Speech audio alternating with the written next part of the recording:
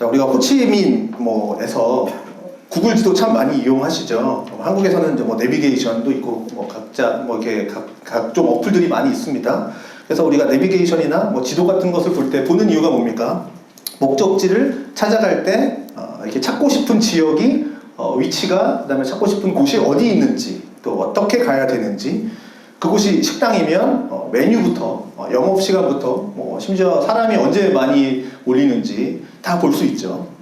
그래서 오토바이 타고 다니시는 분들이나 자가로 운전하시는 분이 계시면 내비게이션을 켜면 목적지에 언제든지 언제 도착하는지 그런 도착 시간도 나옵니다. 그래서 참 편리한 기능이죠. 그래서 심지어는 내비게이션이 없으면 잘 못 가는 그런 경우도 있습니다. 그래서 그런 경우 혹시 겪어보셨나요? 특히 한국에서 이제 저도 많이 겪었는데, 이제 초행길을 가죠. 그럼 이제 내비게이션을 켭니다. 그러면 이제 차를 타고 이제 내비를 켜고 운전을 하다 보면 초행길이니까 이제 내비게이션만 따라가는 거죠. 분명히 내비게이션에서 우회전으로 빠지라고 분명히 말을 합니다. 그래서 내비게이션을 따라서 우회전을 빠졌는데, 이제 빠지면 5분이면 도착하는데 지도에서 분명히 나가라 그래서 빠졌는데, 그런 거 많이 경험 있으시죠? 조금 일찍 빠진 겁니다. 그래서 분명히 빠지라고 빠졌는데 이게 좀 일찍 빠진 거죠. 5분이면 도착하는 거리를 잘못 빠지는 바람에 이렇게 돌아서 30분이나 지체되는, 또 하필 또 빠지는 곳은 또 막히죠. 그래서 한 30분이나 돌아가는 그런 경험이 있으신지 모르겠습니다. 여러분, 우리 인생의 문제가 이 같은 경우가 종종 발생한다는 거죠.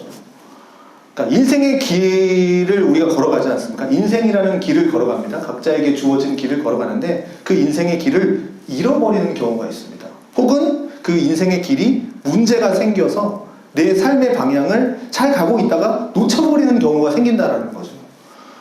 깜빡하는 순간, 이게 찰나의 순간이죠. 잠깐 잘못 들어섰는데 그런 순간, 그 다음에 혹은 내가 믿음을 가지고 있다, 내가 믿음을 가지고 산다 이렇게 하면서도 순간 긴장이 풀려버리고, 혹은 하나님보다 세상과 좀 더 친숙하게 지내다가 신앙의 길을 잃어버리는 경우가 종종 존재한다는 거죠. 그래서 잘 신앙생활 하다가 한순간에 이렇게 잠깐 잘못된 길로 가는 경우들을 우리가 또 보지 않습니까?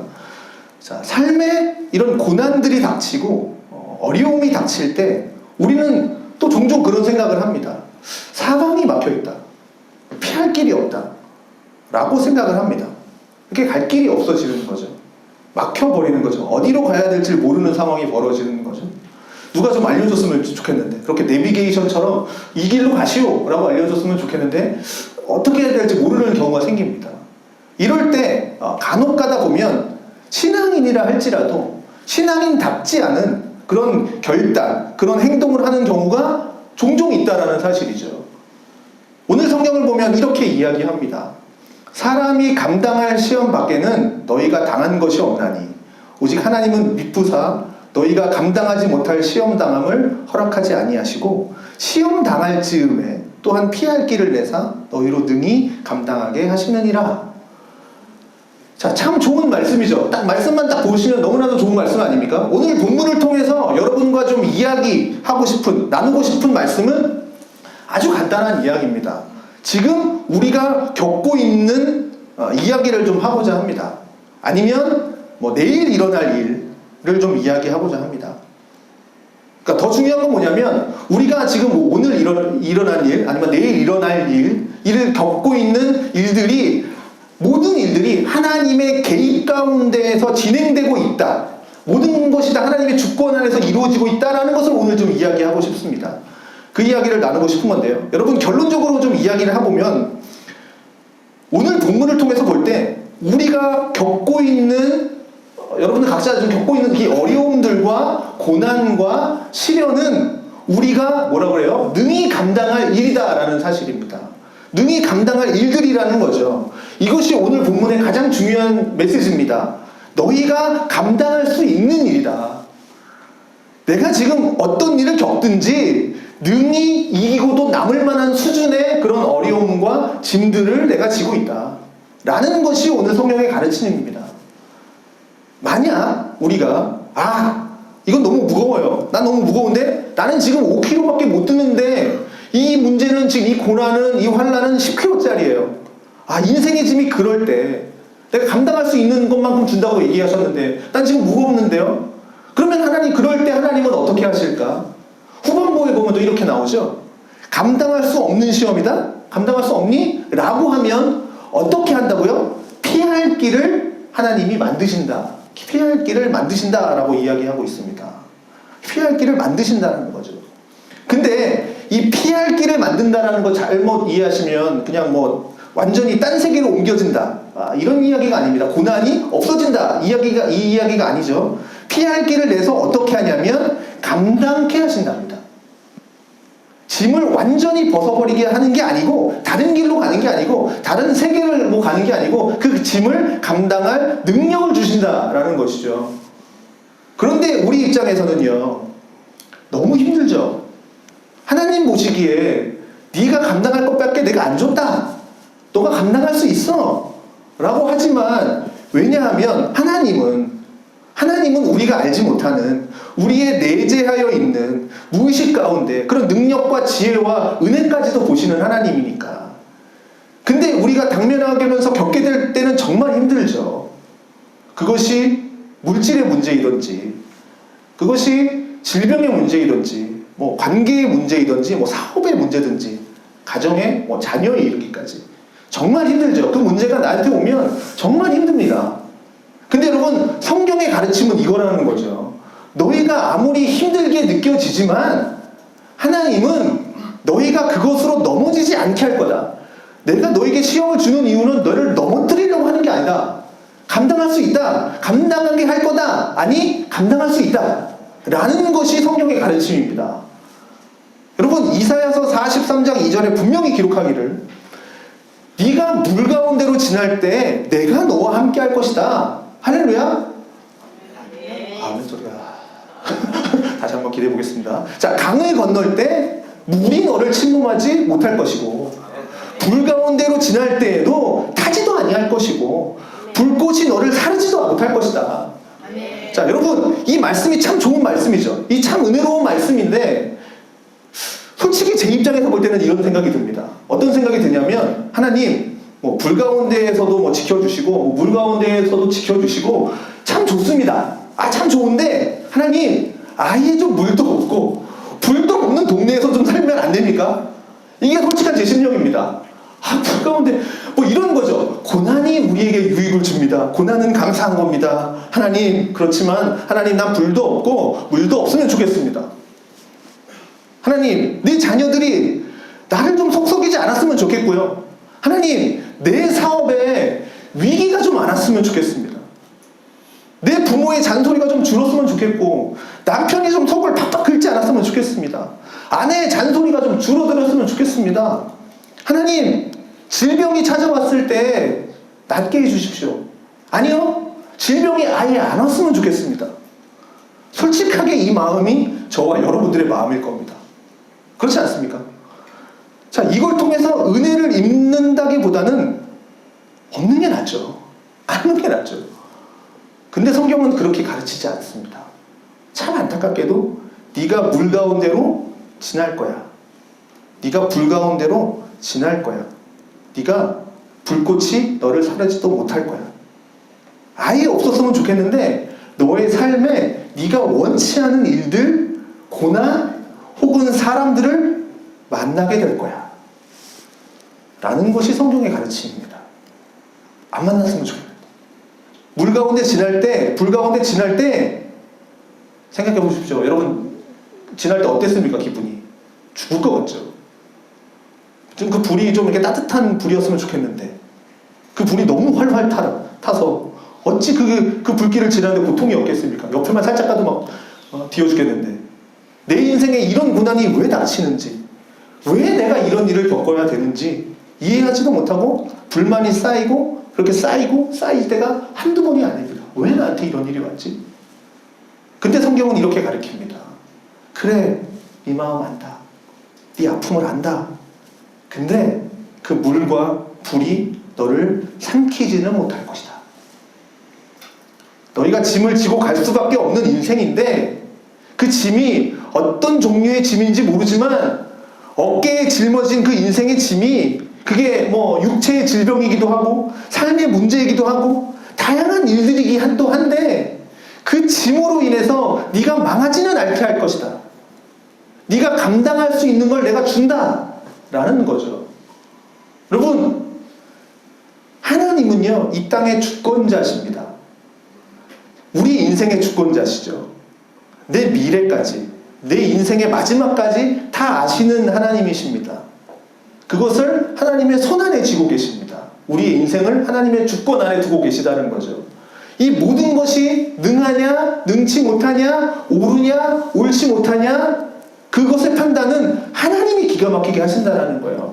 예를 들어 뭐 이런 겁니다. 제 자꾸 딸 비유를 들어서 그런데 이 정도면 너가 이걸 먹을 수 있겠어. 이 약을 먹을 수 있어. 예를 들어 뭐 이런 거죠. 야, 자기는 뭐 가루약 주세요. 뭐 달콤한 약 주세요. 아니야. 너는 너의 나이면 이 정도 먹을 수 있어. 장성한 분량에 자라기까지 그 나이에 맞는 것을 주시죠. 하나님은 우리를 너무나도 잘 알고 계시다는 거예요. 지금 우리에게 필요한 것이 무엇인지를. 자, 예를 들어 볼게요. 예를 들어서 환자가 아파서 병원에 갔다고 한번 생각해 봅시다. 자, 그 환자를 진단하고 판단을 내리고 처방하는 것은 의사의 몫이죠. 의사의 주권입니다. 환자가 가자마자 딱 앉아가지고 선생님 제가 이런 병이 있는 것 같아요. 이 약 주세요. 의사가 제일 싫어하는 사람이죠.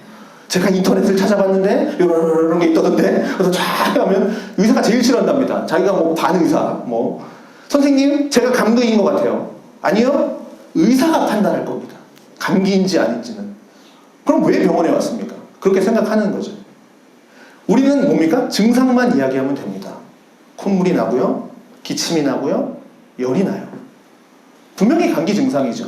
그래도 의사 선생님 감기입니다 하면 안 됩니다. 의사가 할 말이죠.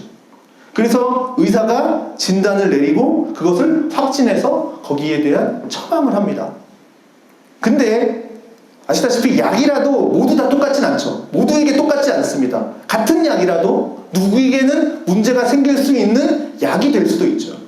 그래서 의사가 약을 처방할 때 이 사람에게 이 약을 처방했을 때 부작용이 있는가 없는가를 확인해야 되고 혹은 이 사람이 이 약을 투여했을 때 이 사람이 이 약을 감당할 만한 체력이 있는가 없는가를 확인해야 합니다.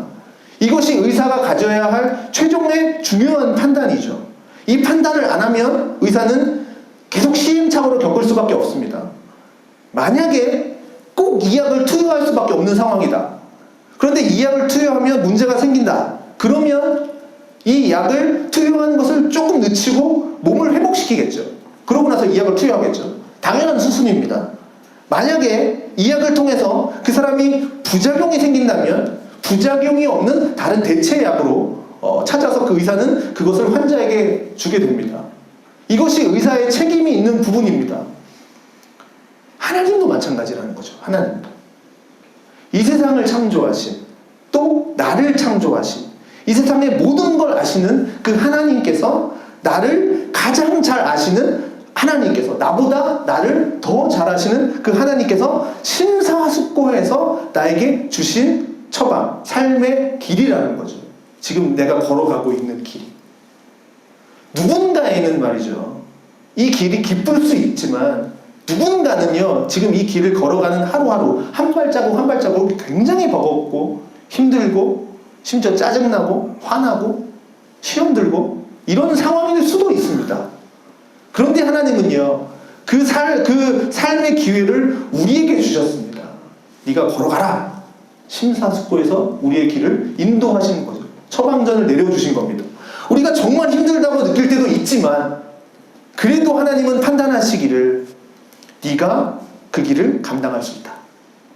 라고 이것을 통해서 하나님이 가르침을 주시고 깨닫게 하시고 다루시고 혹은 복을 주시고 또 부족한 부분이 있다면 채우시고 또 이끌어 가심으로 하나님의 승리를 우리에게 허락하시고 그렇게 허락하신 길이 바로 우리가 지금 걸어가고 있는 삶의 길입니다.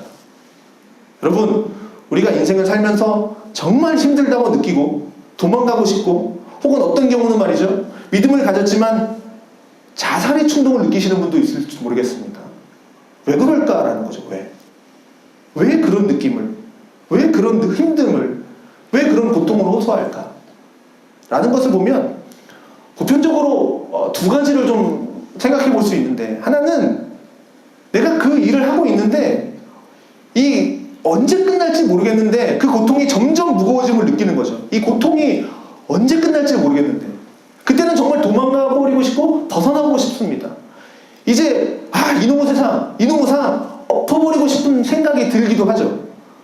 또 하나는 내가 인생을 30년, 40년, 50년, 60년 살면서 생전 그런 환경, 그런 사람, 그런 일을 겪어보지도 않은 그런 무거운 일을 만났을 때 이해가 안 되는 거죠. 어떻게 저 사람이 저럴 수가 있나? 아니 어떻게 이런 일이 나한테 일어날 수가 있지? 어떻게 해야 될지를 모르고 그리고 그것을 감당할 수 있는 힘이 내게 없고 그런 것을 또 경륜이 없고 경험이 내게 없음을 그리고 어떻게 해야 좀 나아갈 수 있는 그런 지혜도 없음을 깨닫고 그냥 아예 자포자기해버리고 넘어지는 일도 있습니다. 그래서 포기하는 경우들이 두 가지들이 있죠. 그런데 분명한 것은 뭐냐면 그 가운데 반드시 하나님의 가르침이 있다는 겁니다.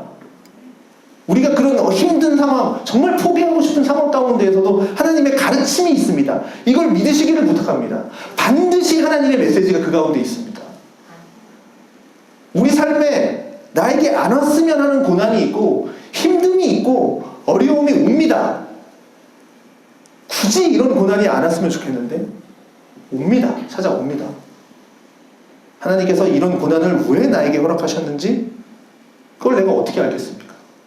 그냥 지혜나 혹은 경험 삼아서 어쩌면 이런 것을 통해서 내가 하고 있는 또 만나고 있는 사람들에 대한 얼마나 그런 사람들이 귀한지 또 깨닫게 하시는 하나님의 은혜가 있지 않을까. 우리가 보통 그렇게 얘기하잖아요. 아파보지 않으면 그 건강한 것에 대한 감사를 모른다. 그럼 그런 의미가 아닐까. 그런 은혜가 있지 않을까. 혹은 이 어려움을 통해서 또 이끄시는 하나님의 새로운 길, 그런 일들을 통해서 내가 좌절할 줄 알았는데 그 상황 속에서 또 새로운 일들을 찾게 하시고 새로운 사람들을 만나게 하셔서 또 이게 새로운 길이나 아니면 그 가운데에서 가르치고자 하는 내성이 있지 않을까. 견디게 할 수 있는 그런 내성이 있지 않을까. 자, 우리 삶에는요 언제나 하나님의 섭리라는 게 있습니다. 이거 기억하십시오. 저의 삶에도 그렇고요 여러분의 삶도 마찬가지입니다. 어떤 종류의 고난이든지 그 가운데 하나님의 섭리, 하나님의 간섭하심. 그 간섭은 어떤 거냐면 하나님은 하나님은 멀리 보신다는 거죠. 하나님의 멀리 바라보시고 그렇게 멀리 바라보시면서 그 계획하심과 하나님의 플랜이 그 가운데 있습니다. 그 가운데에서 우리를 간섭하시는 거죠. 우리를 이끄십니다. 자, 오늘 본문은 이렇게 기록을 하고 있습니다. 하나님이 우리에게 감당할 만한 시험을 주신답니다. 그리고 그 다음에 이어져 나오기를 왜냐하면 하나님은 미쁘시다 라고 얘기합니다. 미쁘시다 라는 것은 믿을 만하다, 신실하다, 신뢰할 만하다 이런 의미 있는데 곧 하나님은 신실하다. 하나님은 신실하신 하나님이라는 뜻입니다. 하나님은 신실하다. 신실하다라는 것은 거짓이 없다라는 겁니다. 속이지 않는다라는 겁니다. 감당할 시험밖에는 너희가 당한 것이 없다. 감당할 시험을 준다. 왜냐하면 하나님은 미쁘시기 때문에. 소위 말하면 이런 거죠. 간 본다고 그러죠. 해봤다가 안 해봤다가 이런 식으로 절대 안 하신다라는 겁니다. 하나님은 정직하시죠. 그래서 우리의 삶에 고난이 있다. 우리에게 시험이 있다. 그 시험으로 한번 당해봐라. 한번 요 정도는 해볼까? 이 정도는 견딜까 안 견딜까? 이렇게 하는 게 아니라 우리를 망가뜨리고 다리를 부러뜨리고 한번 당해봐라 라는 식으로 하나님은 우리에게 시험을 주시지 않는다라는 겁니다. 하나님은 미쁘시다. 곧 뭡니까? 하나님은 사랑이시다는 겁니다.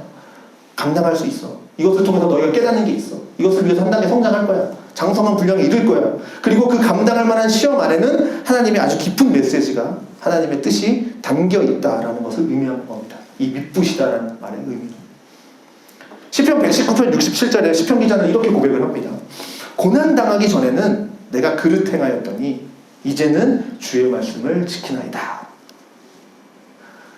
고난이 없을 때는 내가 잘못하고 있는지도 몰랐고 그냥 하나님을 믿으면서 산 거죠. 고난이 없을 때는 그냥 사는 거예요. 어쩌면 말이죠. 나는 제대로 잘 믿고 있다고 착각 가운데 살았을지 모르겠습니다. 나는 이 정도면 신앙생활 잘하고 있어. 나는 이 정도면 하나님 잘 믿고 있는 거야. 그런데 고난을 겪고 나니까 깨닫게 된 거죠. 알게 된 거죠. 내가 잘못 믿었구나. 혹은 이런 의미가 있었구나. 내게 이런 축복이 있구나. 내 삶에 내가 발견하지 못한 것들을 발견해내고 나를 아시는 하나님의 뜻도 보게 되고, 혹은 내가 받은 은혜가 얼마나 큰지도 깨닫게 되고, 그렇게 은혜들을 보화를 캐듯이 캐내는 작업이 이 고난이라는 삶 속에서 내게 이루어지는 작업들입니다. 평상시에는 몰랐는데. 뭐 이런 거를 예를 들 수 있을까요? 내가 운동을 열심히 합니다. 난 진짜 운동을 진짜 잘하는 줄 알았어. 근데 병원 갔더니 그렇게 운동하시면 안 됩니다. 이러는 거죠. 빨리 알아서 다행이다. 더 망가졌을 수 있을 텐데. 뭐 이러는 거죠. 이런 고난이 우리에게 축복이 될 수 있는 겁니다. 과정이라는 거죠. 그래서 보화를 캐내듯이 하나씩 캐내는 겁니다. 이런 고난을 통해서 하나님이 우리에게 주신 축복들을 발견해내는 거죠. 여러분, 불편한 진실을 하나 말씀드리면, 여러분들 주위에 아니면 옆에 좌우에 크리스찬들, 신앙인들 보시면 되게 좋아 보이지 않습니까? 저 되게 신앙 좋아 보이나요? 저 되게 신앙 좋아 보이나요? 자, 우리의 신앙은 어떤 것 같습니까? 여러분의 신앙은 또 어떤 것 같습니까? 저 사람은 참 좋아 보이는데 나는 어떠나? 이렇게 한번 비교해 보십시오. 그냥 딱 봤을 때는 별 문제 없어 보이죠. 저 신앙 되게 문제 없어 보이지 않습니까? 자, 그런데 여러분, 그렇게 보이는 것은요, 평상시 얘기입니다. 평상시 얘기. 평상시 얘기고요. 상황이 생기면 우리 신앙의 허점들이 드러나기 시작합니다. 여러분, 이 세상의 모든 것을 창조하시고 다스리시고 주관하시는 주님께서 모든 날의 주인이신 것을 믿으십니까? 모든 날의 주인이신 것을. 그렇다면 모든 날의 주인이시면 기쁜 날에만 주님이 아니라요, 슬픈 날, 고난의 날, 고통의 시간까지도, 그리고 그 시간도 주님이 주관하고 계시다는 것을 믿어야 됩니다. 기쁠 때만 주님이 아니라는 거죠. 고통의 시간. 그래서 우리가 이야기하는 금요일 날 예수님이 돌아가시고 우리가 토요일 건너뛰고 주일날 부활하셨다. 이렇게 보통 얘기를 하지만 사실 토요일이 중간에 끼어있죠. 이 토요일은 절망의 시간입니다. 모든 것이 사라진 시간이죠. 그 그리스도, 그 부활하신 주님을 그렇게 믿었는데 금요일날 돌아가신 겁니다. 이제 희망이 없어요. 소망이 없어요. 죽었어요. 끝났어요. 그 토요일을 견뎠다는 거죠. 그 토요일을 지나고 나서 주일이 온 겁니다. 여러분, 우리 인생 가운데 고난의 날도 주님이 주관하는, 그때도 주님은 가만히 아무것도 하시지 않았다는 게 아니에요. 그때도 주님은 일하고 계셨습니다. 부활의 준비를 하고 계셨죠. 그 주님이 슬픈 날, 고난의 날, 고통의 시간까지도 주님이 주관하고 계시다는 것을 믿어야 됩니다. 아무 희망이 없는 그 시간에도 주님은 일하고 계시다는 거예요. 그렇게 우리에게 고난은요, 더 깊은 찬양으로 갈 수 있는 길입니다. 만약 고난을 겪지 않았다면 그래도 찬양은 하겠죠. 하나님은 위대하십니다. 하나님은 광대하십니다. 하나님은 능치 못함 없으십니다. 찬양하겠죠. 막 기쁨으로 찬양하겠죠. 그러나 인생의 고난 속에서 아무것도 보이지 않는 그 상황 속에서 내 앞을 막아섰던 그 절망의 문이, 그게 내 앞을 막아섰던 절망의 문이었는데, 그 고난의 시간 속에서 하나님이 일하심을 내가 경험해 되고 하나님 일하심 속에서 그것을 발견하게 된다면, 그것을 보화를 캐내게 된다면 분명히 내 앞에 있는 것이 고난의 문이었는데, 절망의 문이었는데 그것이 희망의 문으로 열리게 될 겁니다. 부활의 새 아침으로 맞이할 것이라는 거죠. 분명히 그 주님을 가뒀던 문이었는데 주일날이 되어서 부활의 새 아침으로 문이 열리는 사실을 우리는 발견하게 될 겁니다. 내가 이런 고난을 겪지 않았다면, 그 고통의 토요일을 겪지 않았다면 내가 어떻게 살았을까? 이 고난을 통해서 내가 깨닫지 않았더라면 내가 계속 교만하게 세상을 살고, 비판하면서 세상 살고, 불평하면서 살고, 혹은 이러는 고난을 내가 겪지 않았더라면 아내와 내 남편과 내 자식의 소중함을 몰랐을 텐데. 그럴 수 있는 거죠. 그렇게 본다면 말이죠, 저는 목사로서 여러분들에게 이렇게 권면합니다. 지금 당하고 있는 혹시 여러분들의 어려움이나 고난이나 인생의 짐들이 나중에 한 달이 되고 혹은 1년이 되고 아니면 우리의 인생의 많은 시간이 지났을 때, 하나님이 그때 나를 그렇게 다루셨기 때문에 내가 지금 이 자리에 있습니다 라고 하는 이 간증의 시간 되기를 주님의 이름으로 축복드립니다. 오늘 셀모임 때 이거 좀 나눴으면 좋겠어. 그때는 고난이었는데 이렇게 하나님이 이끄셨구나. 사랑하는 성도 여러분, 그렇게 본다면 얼마나 감사한 일인가. 내가 지금 어려움 가운데 있다는 것이 참 감사할 일이다. 왜? 이 어려움을 통해서 나는 절대 망하지 않을 것 같아. 감당할 만한 시험을 주시는 하나님께 통제됨, 이 하나님에게 통제됨 가운데에서 하나님은 그 가운데에서 우리가 믿음의 삶을 살면 그 가운데 우리가 받고 누릴 수 있는 은혜들을 엄청나게 많이 숨겨놓고 계시다는 거죠. 그 엄청 많이 숨겨놓은 그 길을 통과할 때 우리가 다다를 수 있는 영광의 자리가 있다는 거죠. 얼마나 감사한 일입니까? 고난을 받는 가운데 그냥 힘들다 라는 거기에 그냥 함몰되어서 거기에 그냥 묶여있는 것이 아니라 이 고난을 통과하면서 내가 누리게 되는 수많은 일들을 기대하고 감사하는 삶. 여러분 그 사진 찍는 거 좋아하십니까? 사진이나 이렇게 핸드폰 이렇게 사진 찍는 거 좋아하시는 분이나 핸드폰에 그 꽃 사진 많이 갖고 계신 분들 있습니다. 꽃만 보면 막 사진 찍으시는 분들 있어요. 막 꽃 이름 다 외우시는 분들 있습니다. 그런 분들은 길가에 피어 있는 작은 꽃들이 비범하게 보인다 그러죠. 저는 안 보이는 꽃인데 그 꽃 그 이름도 다 알고 그 꽃을 막 하면서 또 사진 가서 막 접사도 찍습니다. 자, 그러니까 지나가면서 소홀히 여기지 않는 거죠. 그런 작은 꽃들도 소홀히 여기지 않는 겁니다. 정말 손톱만한 꽃들이 눈에 들어와서 사진을 찍습니다. 눈으로 볼 수 없는 색감들을 그 모양에 감탄하고 사진으로 담아냅니다. 정말 신기스럽게 바라보죠. 자, 우리가 가는 고난의 길을 걸어갈 때 하나님이 만드신 그 고난의 길을 걸어갈 때 그 가운데 뭐 웅덩이도 있을 것이고요, 자갈도 있을 것이고요, 힘든 굴곡이 있겠지만 우리는요 그 가운데 피어 있는 꽃들을 볼 줄 알아야 됩니다. 그 가운데 순간순간 베푸시는 하나님의 위로하심, 은혜, 하나님이 나를 얼마나 사랑하는지에 대한 그 사랑을 느끼면서 그 고난의 길을 걸어가야 될 줄로 믿습니다. 만약 우리가 우리의 인생 가운데서 내 길은 왜 이렇게 힘들어? 내 길은 왜 이렇게 투박해? 라고 생각하고 하나님이 왜 이렇게 나를 힘든 길로만 인도해? 왜 나를 이렇게 힘들게만 하시냐? 라고 느끼면서 그냥 불평만 하면서 산다면 우리는 길가에 피어있는 꽃들이 전혀 눈에 안 들어올 겁니다. 그냥 웅덩이만 보이겠죠. 자갈만 보이겠죠. 힘든 굴곡만 보이겠죠. 그러면 우리는 어떻게 됩니까? 그런 웅덩이만 보이면 하나님이 만드신 길을 걸어가면서 우리가 그 길을 능히 감당할 수 있음에도 불구하고 그냥 불평만 하다가 그 길은 고난의 길만 되는 겁니다. 고통의 길만 되는 겁니다. 고통과 어려움이 있지만 그러나 그 가운데 허락하신 하나님의 은혜, 그 가운데 허락하신 하나님의 사랑, 위로하심, 도우심, 축복 이런 걸 다 누리면서 그 길을 걸어가야 되는데 그래야 나중에 그 고난의 길이 끝날 때쯤 돼서 내가 처음에 갈 때는 그 길이 너무나도 힘들었는데 내가 끝날 때쯤 나는 이렇게 성숙해져 있고 성장해져 있다는 것을 보게 될 텐데 맨날 우리는 불평하면서 낙담하면서 그냥 시간을 허비하는 거죠. 누군가에게 책임을 전가하면서 그렇게 인생을 보내게 됩니다. 성도들이 고난을 만나면 여러 가지 다양한 태도들을 보입니다. 어떤 이는요, 이 고난이 나에게 어떤 의미가 있는지 하나님의 뜻을 찾기에 열심이고요. 어떤 이는요, 고난당할 때 혹시 내가 지금 하나님 앞에 뭔가 잘못한 것이 있지 않은가? 라고 해서 자신의 부족함을 찾으려고 애를 쓰는 분들도 계십니다. 참 좋은 부분이죠. 그러나 어떤 분들은 인생에 고난이 왔을 때 그와 같지 않게 낙담하고 불평하는 경우가 많습니다. 우리의 삶에 고난이 어려움이 닥쳤을 때 우리는 갈 바를 알지 못할 때가 많습니다. 그래서 이놈의 세상, 내가 예수 믿어도 소용없구만, 내가 예수 믿었더니 맨날 고난만 오는구만, 그러기도 하고 하나님 나한테 어쩌면 이럴 수가 있는가, 좀 신앙이 있으신 분들은 왜 나한테만 이런 일이 생기는가 라고 예수 믿었더니 뭐 이래 라고 하기도 합니다. 히브리서 10장 38절 39절 이렇게 얘기하죠. 나의 의인은 믿음으로 말미암아 살리라.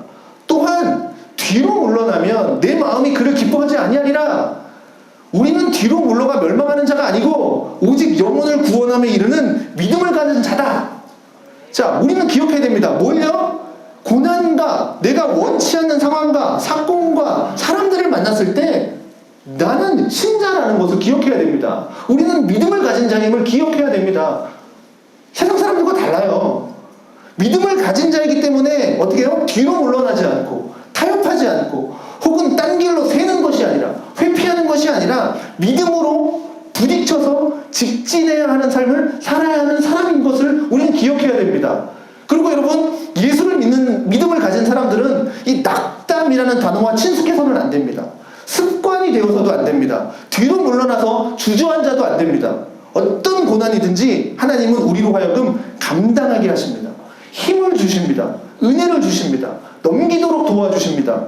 우리가 하고자 한다면, 믿음으로 순종하면 능히 이기고도 남는 것이 성경의 가르침입니다. 이게 영적인 원리라고요.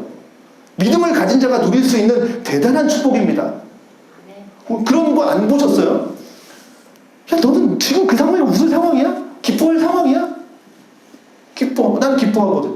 외양간에 송아지가 없어도, 난 울타리가 없어도, 난 여호와로 즐거워서, 여호와 한 분만이 나에게 계신데 내가 뭐가 두려워? 뭐가 슬퍼? 여호와께서 다 나중에 해결해 주실 건데 난 여호와로 즐거워하리. 난 구원의 하나님으로 인해 기뻐하리라. 그 하박국 선지자의 그 말씀이 기억나지 않습니까? 여러분, 그럼 왜 믿음을 가진 사람이 넘어지는가? 포기하기 때문이에요. 포기하기 때문에. 믿음을 따라 살지 않고 불평만 하다가 뒤로 물러나고 적절한 타협을 찾고 혹은 믿음으로 따라 살지 않고 세상의 가치를 따라 그냥 결단하기 때문이에요. 그래서 히브리서 10장 35절 36절을 말합니다. 그러므로 너희 담대함을 버리지 말아라. 이것이 큰 상을 얻게 하느니라. 너희에게 인내가 필요함은 너희가 하나님의 뜻을 행한 후에 약속하신 것을 받기 위함이다. 인내가 필요하다. 여러분, 담대함을 버리지 마시기 바랍니다. 끝까지 그 가운데 믿음으로 인내하고 승리하시기 바랍니다. 그래서 하나님이 허락하신 내 인생의 길을 잘 감당하고 이겨서 하나님이 약속하신 그 축복, 은혜, 그것을 누릴 수 있는 자리에 서기를 주님의 이름으로 축원드립니다. 담대하지 못하고 인내를 가리지 못하면 우리는 망하는 자가 됩니다. 소위 믿는 자라고 하면서 많은 불신 가운데 그렇게 믿음 없는 삶을 사는 성도들 너무나도 많이 봐왔습니다. 내가 신앙생활 10년 했는데 그 10년이 무슨 의미가 있습니까? 신앙생활 10년 하고 자랑할 것도 아니죠. 오늘 본문 기억하십시다. 하나님은 내 편이십니다. 하나님은 나를 너무나 잘 알기 때문에 내가 믿음을 지키고 하나님 중심으로 나아가면 이길 수 있는 것들만 우리에게 주셨습니다. 꼭 기억하시기 바랍니다. 하나님은 미쁘십니다. 신실하십니다. 거짓이 없다라는 거예요. 하나님은 나를 사랑하시고 신실하신 하나님입니다. 절대 나를 속이거나 나에게 쓸데없는 고난을 겪게 하시지 않는다라는 거예요. 한번 당해봐라. 너 나한테 그때 저번에 너 교회 안 나왔지? 이번 주 아주 고난을 줄 거야. 아니라는 겁니다. 반드시 그 고난을 통해서 나에게 은혜와 영광의 길을 허락하실 거라는 거죠. 아무 필요 없는 에너지만 소비하는 삶을 살도록 하나님은 절대 용납하지 않으십니다.